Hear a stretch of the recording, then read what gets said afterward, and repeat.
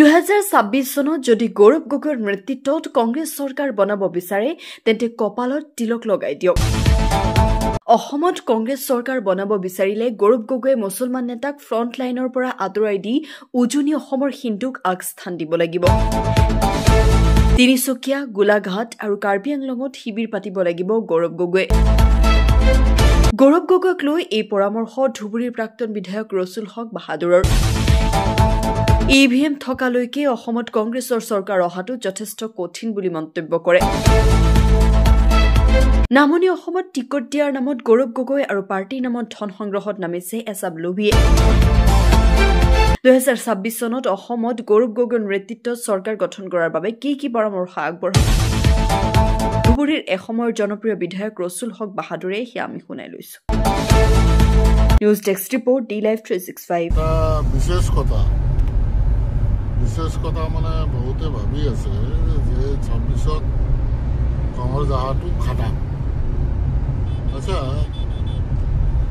এটা হিচাপ কৰি চালে হ'ল আমাৰ মাইনৰিটি চিট আছে 30-35টা।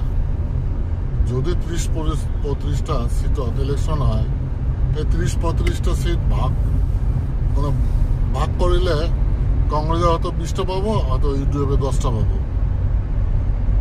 আল্টিমেটলি 10টা আর 5টা বা 15টা একই কথা হল, এই 35টার ভিতরেই সিটটো দুই ভাগ হব।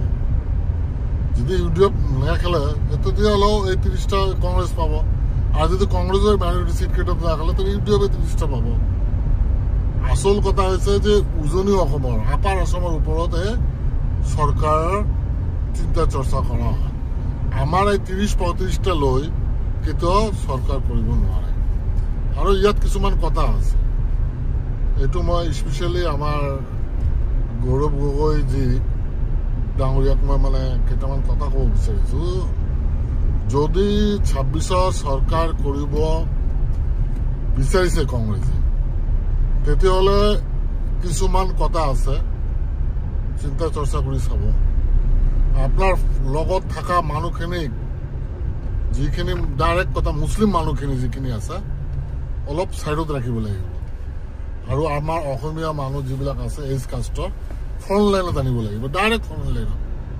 আৰু আমাৰ গৌৰৱ গগৈ ডাঙৰীয়া 3টা জেগাত কাম কৰি থাকিব লাগিব। এটা হৈছে তিনিচুকীয়া, এটা হৈছে ডিব্ৰুগড়, আৰু এইফালে এটা কাৰ্বি আলম। 3টা জেগাত কাম কৰি থাকিব লাগিব।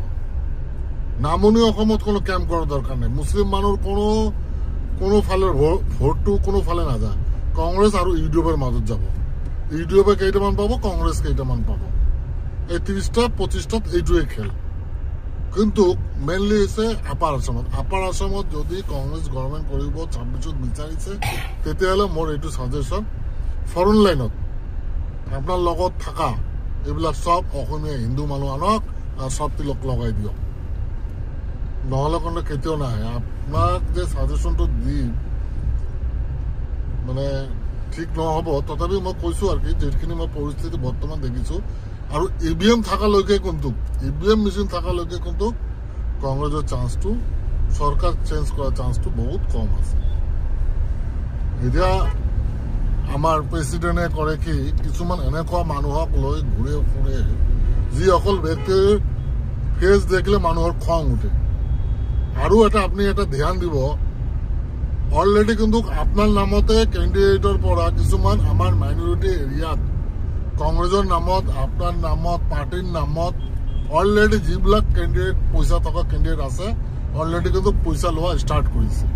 তোমাৰ টিকেট ফাইনেল, তুমি লাগি থাকা, তোমাৰ টিকেট ফাইনেল, তুমি লাগি থাকা, পইচা লোৱা কিন্তু ষ্টাৰ্ট হৈছে।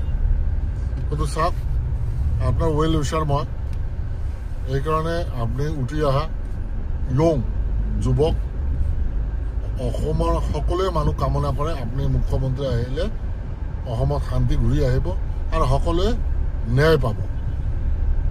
এই হিচাপত কিন্তু ৰাইজে বিচাৰি আছে আপোনাক।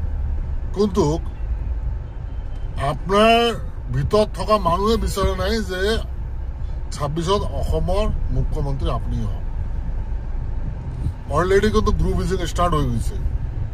নামনি অসমত আপুনি এটা নামনি অসম চিন্তা কৰাৰ প্ৰয়োজন নাই নামনি অসমত যিখিনি মানুহ দি আপোনাৰ এইবিলাক কৰি আছে আৰু যাৰ ফেচ দেখিলে ৰাইজে খং উঠে ভোট দিব নোখোজে এইবিলাক গুচাই দিয়ক নামনিৰ লগত টেনশ্যন লৈ কোনো কাৰণেই নাই এই 25টা 30টা সিট এই 25টা 30টা সিট কংগ্ৰেছৰ তাৰ পৰা 5টা মান কাটি ইউডিএফ পাব আল্টিমেটলি কংগ্ৰেছৰে হ'ল আপুনি উজনি অসমত কেম্প কৰাৰ চেষ্টা কৰক আৰু উজনি অসমত কেনেকৈ আপুনি বহিব পাৰে এইখিনি কৰক আৰু যিবিলাক দলৰ নামত পাৰ্টিৰ নামত কালেকশ্যন কৰি আছে এইবিলাকৰ ওপৰত আপোনাৰ এটা চকু দিয়া মোৰ হিচাপে উচিত